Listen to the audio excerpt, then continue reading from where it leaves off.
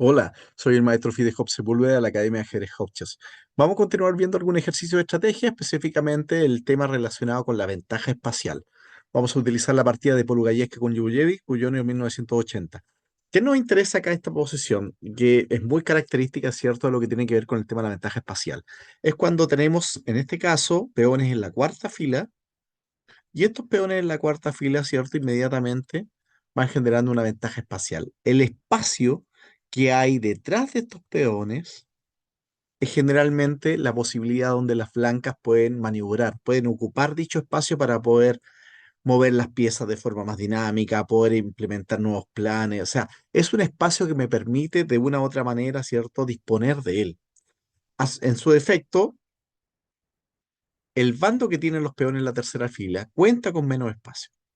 ¿Y eso qué significa? Que lamentablemente tiene que ir, que las piezas tienen una posición un poquito más restringida, en general, ¿cierto? Le cuesta un poquito más mover las piezas. Ahora, esto lo estamos hablando en conceptos generales. Acuérdense que esto igual al llevarlo a la práctica puede cambiar bastante. De hecho, una posición como esta, que deriva directamente de lo que se llama una maroxi, ¿cierto? Un sistema erizo, como le llaman, tiene un potencial dinámico maravilloso. ¿Qué es lo que significa? Que el negro, en muchas posiciones, de hecho, esta apertura fue jugada nada menos que por el mismo Kasparov, ¿cierto? El campeón del mundo, hace que la posición en apariencia es pasiva, pero siempre está el tema latente de poder generar algún tipo de actividad. Y las actividades generalmente tienen que ver, obviamente, con las cadenas de peones y con estos dos movimientos liberadores que tienen que hacer relación al B5 y al D5. Hay algunos conceptos ya clásicos dentro de la ventaja espacial que nosotros tenemos que conocer. Primero, el bando que tiene ventaja espacial tiene que evitar cambiar piezas. El bando que tiene menos espacio trata de cambiar piezas. Ok. El bando, en este caso, otro de los planes básicos de las negras, tiene que ver con el movimiento liberador. Si el plan de las negras, uno de los dos planes de las negras, primero, cambiar mayor cantidad de piezas posible y segundo, realizar el movimiento liberador, el blanco a su vez tiene que implementar, en este caso, evitar estos dos planes de las negras. Cambiar el mayor número de piezas posible y segundo, evitar el movimiento liberador. En esta partida, Polugayeski juega de una forma, y esto es una parte que nos interesa a nosotros entender. Cuando yo explico esto a mis alumnos, le hago hincapié en lo siguiente, les digo, miren, cuando ustedes tengan que hacer un movimiento liberador, tienen que estar preguntándose constantemente si en la posición específica que ustedes van a tener es posible hacer el movimiento liberador. Tanto cambiar las piezas respectivas o hacer el movimiento liberador. El movimiento liberador ya lo hemos explicado en más videos, ¿cierto? De estrategia y siempre sabemos la importancia que tiene. El movimiento liberador no es opcional, es totalmente obligatorio. Si yo no realizo el movimiento liberador, mi posición se va a ir mermando, afectando, ¿cierto? De a poquitito. Eso significa que el blanco, en este caso, puede ir aumentando, ¿cierto? Su ventaja espacial hasta transformar una ventaja posicional finalmente en una posición, en una ventaja material. Entonces, es un tema complejo. En esta partida es súper llamativo cómo Jugojevic se está preparando para hacer el movimiento de 5 y no lo hace. Ahora, no en todos los momentos yo puedo hacer el movimiento liberador. Esa es como la gran moraleja que tiene esto. Tengo que estar constantemente evaluando la posición y decir, ahora sí, ahora no. Cuando él pudo hacerlo, no lo hizo. Y de ahí para adelante su posición inmediatamente fue afectada y terminó perdiendo de forma bastante implacable por nada menos que por Lugayevski. Veamos entonces. Parte el blanco con torre F de 1, el negro hace torre 8 y alfil F1. Este torre 8 inmediatamente ejerce un rayo X sobre la columna E. O sea, este torre 8, aunque en primera instancia parezca que no fuera así, está pensando algún día hasta sacrificarse una calidad N3. Es un tema totalmente factible. Entonces, fíjense en el nivel de proyección de las negras en un sistema como el erizo. ¿Mm? Y ustedes saben, el nombre tienen que ver, hace referencia, ¿cierto?, a este animalito marino, ¿cierto?, donde, ¿ah? ¿Qué es lo que hace? Que está cubierto de espinas. Es muy difícil tocar un erizo, ¿cierto? No hay cómo entrarle. De eso se trata esta apertura. Aparentemente las blancas tienen una ventaja espacial, pero esa ventaja espacial tampoco es fácil de materializar. Ahí está el poder, ¿cierto?, que tienen las negras con respecto a esta posibilidad dinámica que tiene que ver con el contragolpe central. Ahora hizo alfil F8 y ahora torre C1. Dama C7.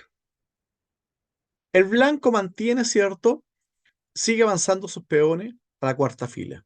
Mientras más peones en la cuarta fila, mayor es la ventaja espacial que posee. El negro no puede hacer el movimiento liberador inmediatamente.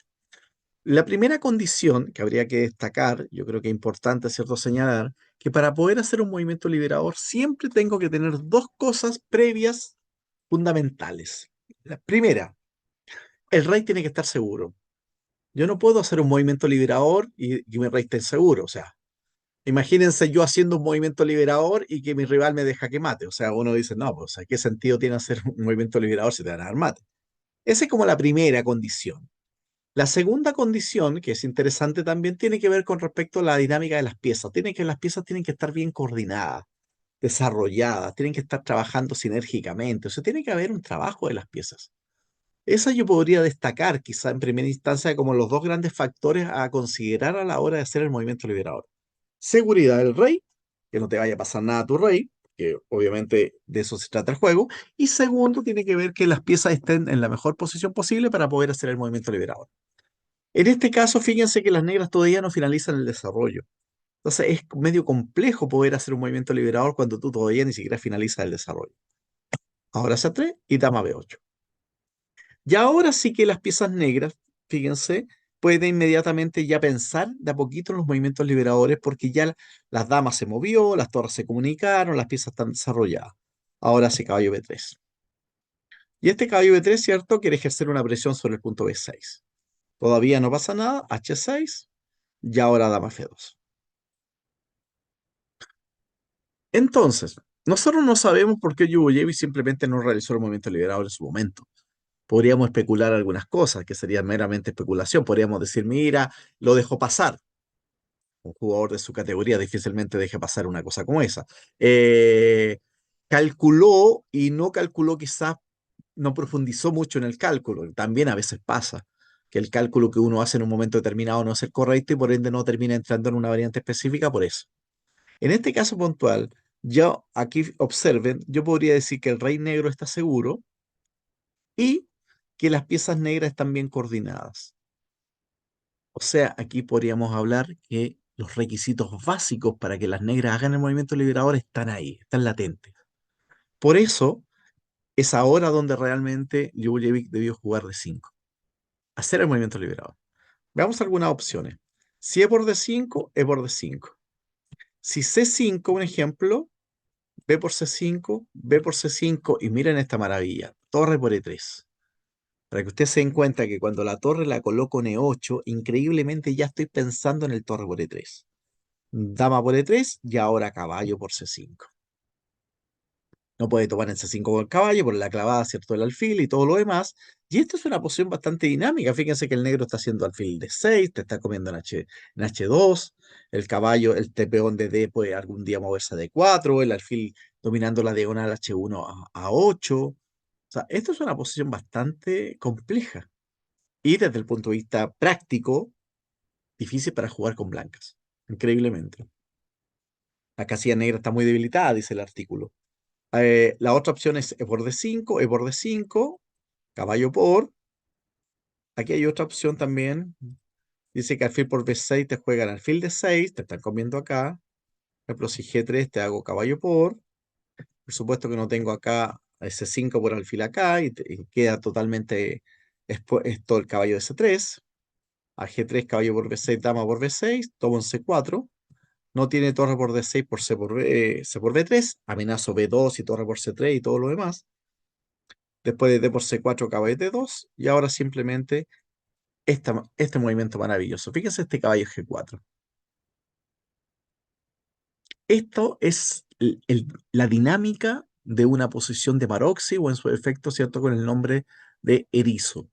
Aquí está todo de cierta manera colgando, ¿no? Se me como el caballo alfil por G3, ¿cierto? La dama está entrando, la torre está entrando por la columna E, el alfil está pegando la diagonal a H1 a 8. O sea, es una posición muy interesante. Amenazan también un caballo de 3, ¿no? Alfil por G3. O sea, esto es ataque. O sea, una posición pasiva que en un 2 por 3 se manda al ataque. Otra opción es alfil por D6, alfil D6. Y ahora, por ejemplo, alfil A7, alfil por H2 y finalmente dama E5. Y está claro, ¿cierto?, que la dama posteriormente ubicándose en H5 está inmediatamente generando, ¿cierto?, serias debilidades, amenazas como alfil G3 y todo lo demás en la posición blanca. La otra opción es que tomen D5, tomo, torre por y alfil D6. Y ahora nos damos cuenta que las blancas tienen un peón de más, pero las piezas negras están activas. Hay una amenaza directa sobre H2, el caballo puede entrar por E5, el caballo puede ir también por F6 y pegarle a D5, el blanco también tiene que defender su peón de más. O sea, en pocas palabras, las blancas se tienen que empezar a defender, el negro tiene una posición activa y eso genera inmediatamente un contrajuego. Eso fue. Ahora, después de D5, estábamos viendo, ¿cierto? La otra opción, estábamos viendo entonces C por D5. Por supuesto, si caballo de 2 alfil de 6, y nuevamente está la dinámica ahí, de iniciativa de parte de las negras. Caballo de 5, tomo, toma, y finalmente torre C3.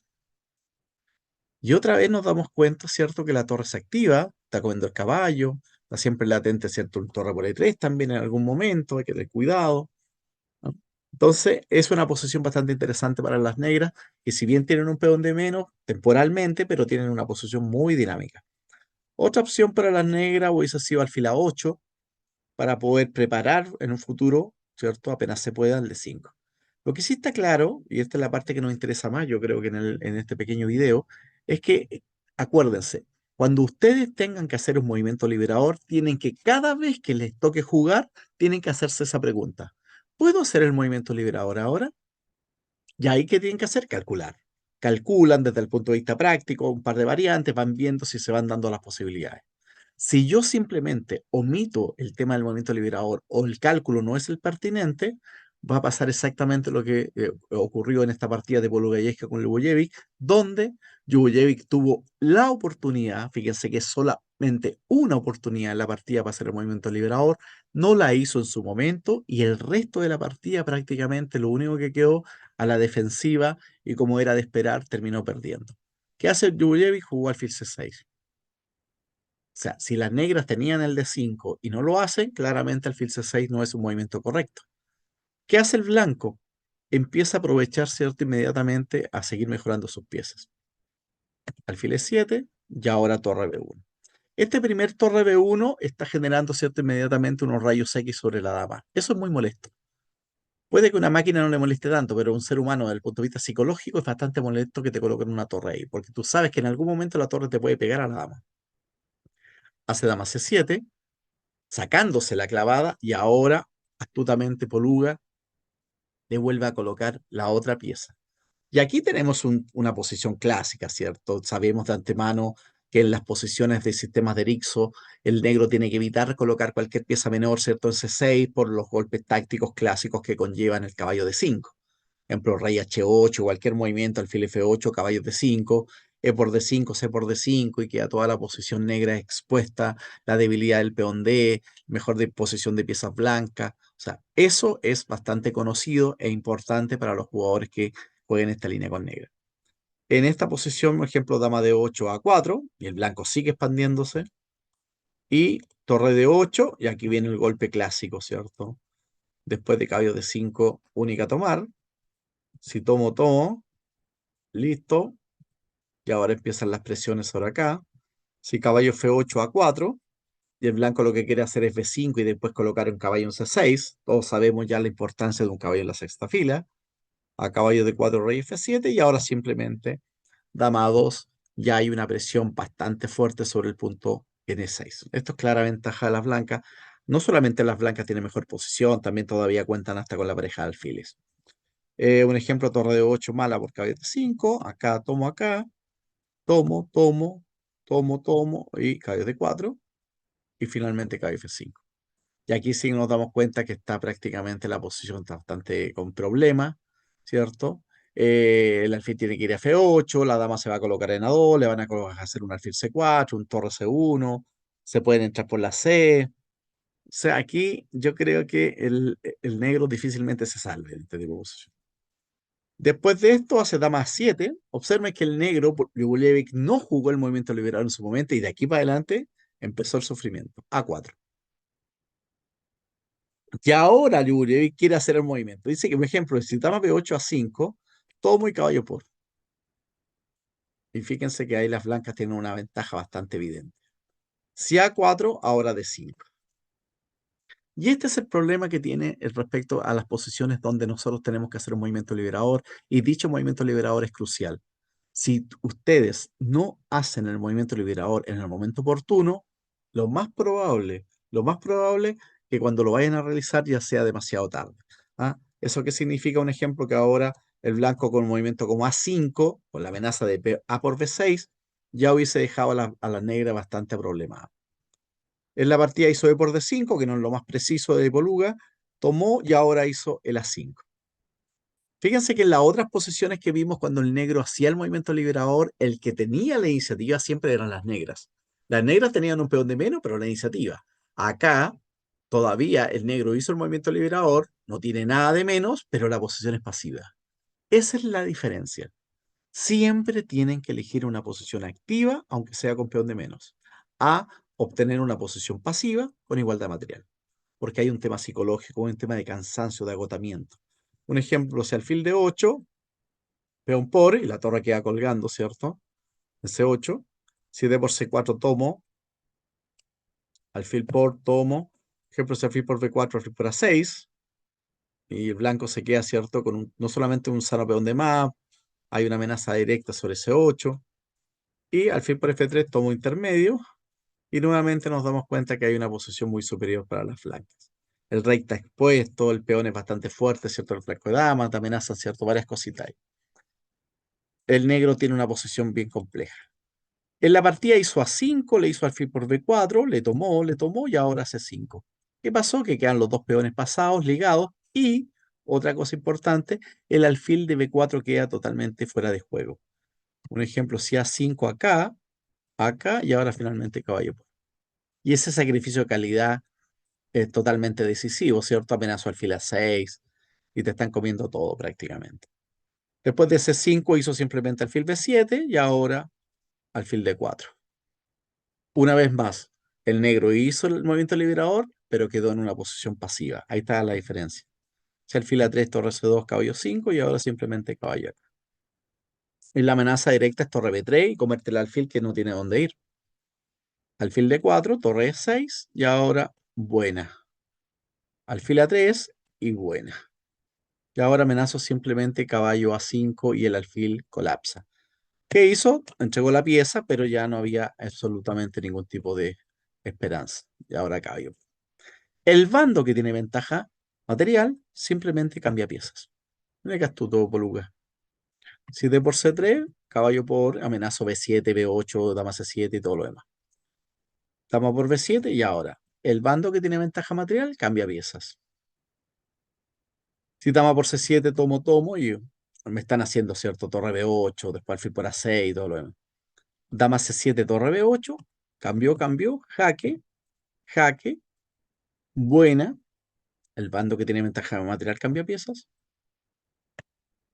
Finalmente, el blanco se queda con una pieza de ventaja, el negro tiene solamente un peón por la pieza que claramente no la justifica. Excelente victoria de Polugayeski y sobre Lubojevic. Y lo más importante creo que es esta idea de entender que cuando estemos jugando una posición que exige un movimiento liberador tan importante como en este caso como bueno, esta estructura del erizo, ¿ah? O Maroxy, como se llama, hay que tener siempre, hay que estar muy atento para saber cada vez que me toque jugar, hacer el cálculo respectivo para poder pensar si el movimiento liberador es oportuno o no en un momento determinado de la partida. Por mi parte me despido, espero que este ejercicio de estrategia les sea útil para todos los alumnos de la Academia Hotchess. Saludos.